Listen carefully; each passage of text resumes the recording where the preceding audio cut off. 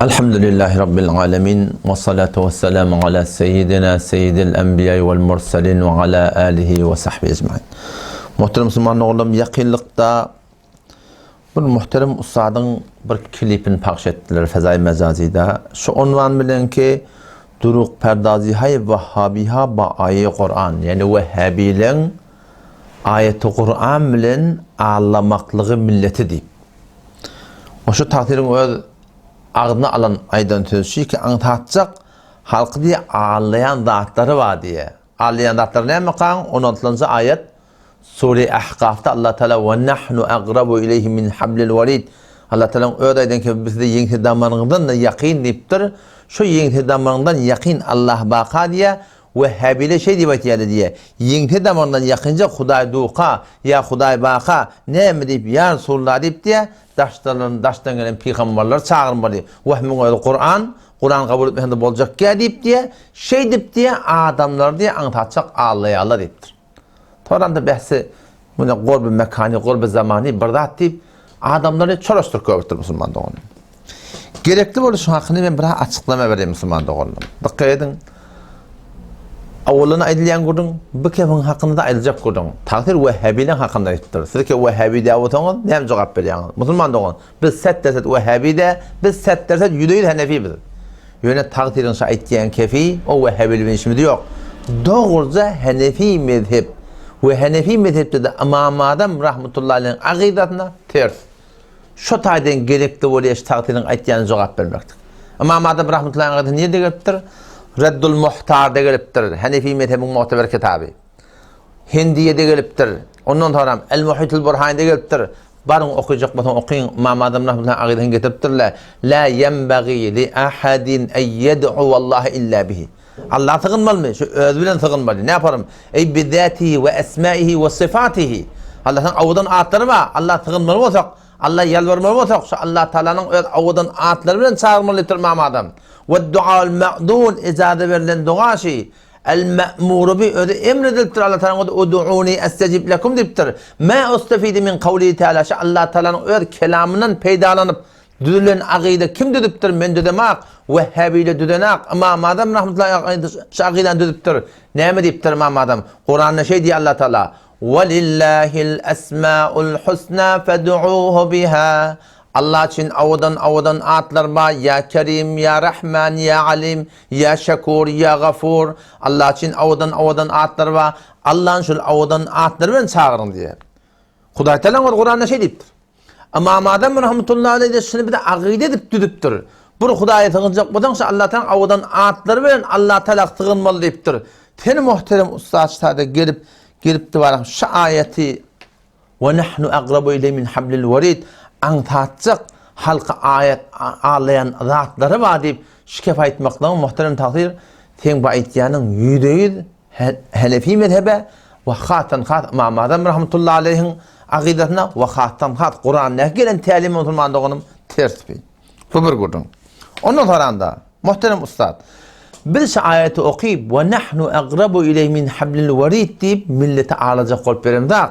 Biz millete şunu düşünecek olacak ki siz havarsız adamlar çağırmayın. Resulullah şu an benden haber var mı? Behvettin şu an benden haber var mı? Halet Nebi şu an benden haber var mı? Karahun Kaka şu an benden haber var mı? Biz şuna içecek olacak şu ayet okuyup ki siz şu havarsızlar çağırmayın. Bir adam haberli olsa bize. Bizden bir adam haberli olsa işte bir ahun oti, moğol oti, musafir oti, hulata bir doğat kabul olayan veli oti deydi da. Şu haberli adamlardan falanca bana dua ediyor, tenni dileyor, tenni yalvarıyor, tenni bana şol kömekçi boluyor demektige bizim bana inkarımız yok takdir. Bizim müşkülümüz şunu tane şu ahun kümmede gitti. Bu moğollarımız maşada gitti. Bu hudaylıklarımız Tehran'a gitti. O misafirimiz yola çok gitti. Bizden gayip, bizden haber yok. Biz şu ayeti okuyup şuna içecek oluyor ki şu habersız adamları şunları çağırmalılar Müslüman doğun. Şayet bir ayetinde, şayet haberli oldu ne? Yetişti amali, tetin Huday yetir amali. Huday Teala'nın kudretinde bakayım, men Huday Teala'nın kudretinde şekim yok. Yani men Hanefi mezhepte ulemaların düden akidatı var, şu akide oraya olmalı. Allah Melek Nevi rahmetullahi aleyh, Mecmuatul Fetavan, avval cildinde 27. 28. sefetinde şu gurrun şundan sonra yaptırlar. evliyalar da daşsan çağırıyalar deyipdirler. O şolar barahım suratında dua ettiği baytiyalar deyipdirler. O şolar suratında barahım yalvar yalvar şolar deyipdirler. Şuna kınna neme diyen diyenler şu neme fetva veriyor. Allah melek Nur rahmetullahi aleyh bir şahsiyeti ki Türkmen Serang hücrenin kitaplarının %98'i şu benden kitabına açıklanıyor, düşündürülüyor Müslüman doğun. Şu kitapların ardından ayırdan Türkmen Serang hücrelerinin hemen bağlamalı Müslüman doğun. Şu neme diye evliyalar daşını çağırmakla hakkında. Bu evliyaların da evliyatı. Başlığı kim? Resulullah sallallahu aleyhi ve sellem. Şu hakkında neme diye bir adam evliyaları çağırıyor. Dua ettiği diye. Şu forma diye akideti var. Hâdâ raculun fâsidul akide. Şu bir adam için akideti fasit diye. Bel yokşa aleyhil kufr. Dinden çıkmakla mümkün. Mün deyip dur. O neme deyip? O ne dinden çıkmalı? Fe inne semâ'al evliya min ba'idin leyse bithabitin. Evliyalar daştan çağıran tesini eşitmeklik aslında sabit de. Vel ilmul kulli hemmenaten hemmekistan haber olmaklık muhtassun billahi celle celaluhu. Buna Allah Teala'nın has sıfatı diye. Her kimin sesini her yerden her bir yağdan eşitip cevap vermeklik muhtassun billahi celle celaluhu. Allah Teala'nın hasatı. Ten gelip pir peygamberlerini çağırıyordun, ödünün haberini biliyordun. Şu Allah Teala'nın has sıfatını ten Huday Teala mahluğuna berip duran adam şu taydan dinden çıkmakla mümkün diye. O zaman şu tayda Müslüman da oğlum. O hürmetli takdir. Biz ayeti okuyup ve nahnu aqrabu ileyhi min hablil verid deyip biz hem diri evliya yeni bir hayat dua kabul oluyor adama dua ettiğimekte bizim münkerçiliğimiz yok. Biz onu tekebbür ettiremizak, biz onu kabul etmeyemizak. Biz ayeti okuyup hürmetli takdir. Şuna aytacak oluyor, habersizler çağırmalı. Kim habersız deydi? Ne Allah melek Nevi rahmetullahi aleyh şoňlara habersız deydi. Onşa daýdan muhterem ustad, sen öňçäşi ülkeden adamlaň bizden habarlygyny sen sabit et. Ondan tarammarym çağırma bolsa, biz hem çağırar Müslüman doğun. Onlar Müslüman doğundy gaýdyň wede. Dir adamlar var yanında. Doktor var. Ahun var, molla var, tofu var. Haýta bir hudaýlykly adam değil. Şulardan dilep bolmayan atla var. Doktordan şefa dilenmeye. Ahundan yağın dilenmeye. Soğudan oğul dilenmeye. Molladan qıyı dilenmeye. Şu Hudaydan dilenmeyen hatta bu da şu adamın elinde de. Tem vakti şu Hudaydan dilenmeyen zatları şu yanında oturan dirlerden çağırıp bolmayan mota, dilenip bolmayan mota, ol ölük gidipdir bizden haber yok. Olordan ne yaparım Allah'dan dilenmeyen zatı dilenmeli. Murat oylan Müslüman da onu. Allah'dan dilenmeyen zatı şu daşlarına gidip yerinden dilenip bolanak. Olur ki ölüp gidipdirler. Olur ki o dünyada gidip yerler. Olur ki cenneti görüp betirler inşallah Teala. Onu cennetini görüp duran evliyaların ten gelip bakım habersizleri ten ne yaparım şu Allah Teala'nın dilenmeyen zatları şölerden dilenmiyor Müslümanlar. Bir katı yanlış. Katı yanlış. Diyecek mi dilin Müslümanlarına? Müslümanlar ya Allah evliyaların hürmetine, peygamberlerin hürmetine, şehitlerin hürmetine, Kabe'nin hürmetine, Kur'an'ın hürmetine ya Allah men duam kabul etsin. Behterin duaşı eğer dua edecek vatan. Eğer sen tebep tutunacak da vatan, vesile tutunacak da vatan, avvela imanın, sonra amalın, sonra hem de şurada bir ulamalığın bir beren cevabı, şun şey diyeyim ki Müslüman'da onu. Bir kepteki Allah'ım üstadı. Tahir, ben hasdan has sözüm sen bilin. Ve nahnu aqrabu ileyhi min hablil verid deyip biz sebebi münkirde sebep bolup bizden inkarımız yok. Biz sebep değerleri çağırmalı diye. Biz habersız çağırmalı diye çok oluyor. Diğer habersız çağırmak ne yapar öyle habersız adam için çağıracakmıştın. Cergelane ettik bir taraf. O çocuklar şartın onu gücüm oldu. Bir de sebep çağırıyor falan. O ben takdiri dedim sen sebeplerini sabit et dedim. Biz çağıracak dedim. O moda dedi sen sebep değerlerini sabit et dedi. Mecaz falan böyle şey deyip sonra sebep diyecek oluyor. Ben sen dedim bana sen sebep değerlerini sabit etmeni sabit edeyim dedim. 116. ayet, 117. ayet, 118. ayet Sure-i Ma'ide'den barda okuy. İsa Aleyhisselam'a şu hatta, şu zamandan, şu adı çelim, yalvarıp verenme, sığınıp verenme, çağırıp verenme. Şu erti İsa Aleyhisselam Allah Teala'yı getirip de şundan soracak, ten ayette Musa'lara. İsa Aleyhisselam kulunu inkar edecek diye. Ve kuntu aleyhim şehiden ma dumtu fihim. Ya Allah şahiyetten bol personel havarmadı, aralarına kam ben havarmadı. فَلَمَّا تَوَفَّيْتَنِي كُنْتَ أَنْتَ الرَّقِيبَ عَلَيْهِمْ وَأَنْتَ عَلَى كُلِّ شَيْءٍ شَهِيدٍ. Ya Allah, ola teki meşlerini götürdün, ben haberim yok. Sen ne gavanın? Tenim zatdan hazırna sen habarlı. Yalla men beyle bir zatdan habarım yok debekti. Men dedim nelekim taqdir Kur'an şu dedim. İsa aleyhisselam sade velide, sade nebide, sade resulullah, ulul azm, 5 tane peygamber, başlık peygamberlerin biri. Şimen habarım yok debekti. Habarsa ne yapar sebep olmalıydım? O yani şimdi almıştık yani. Duran yerine dolanıp da kefin manakı öğürvallı yani.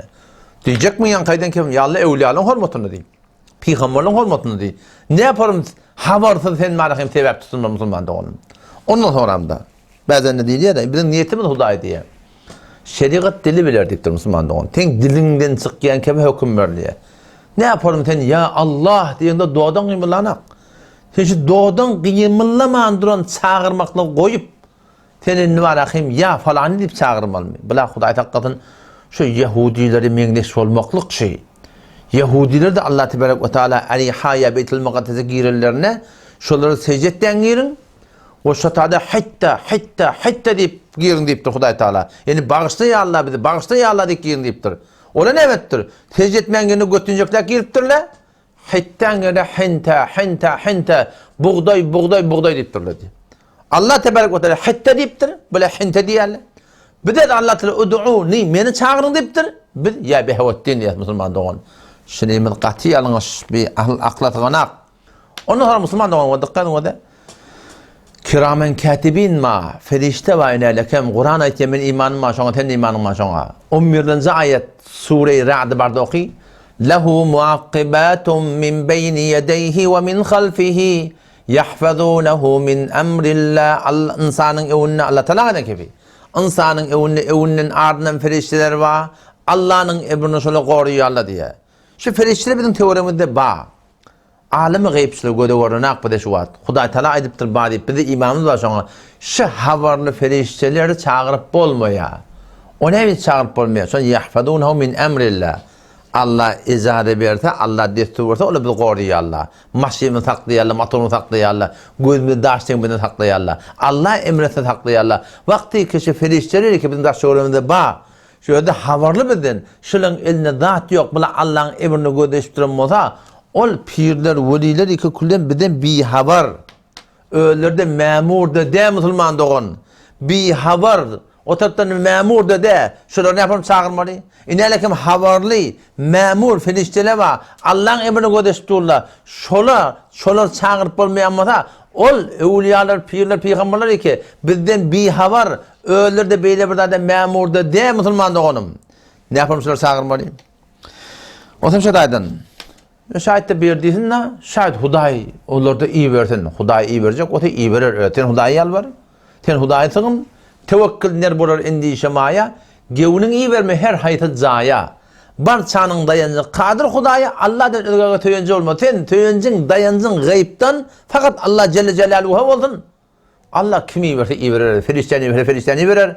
Pir peygamber iyi verir. Kimi iyi verse iyi verir. Çünkü bir de kömek gerek.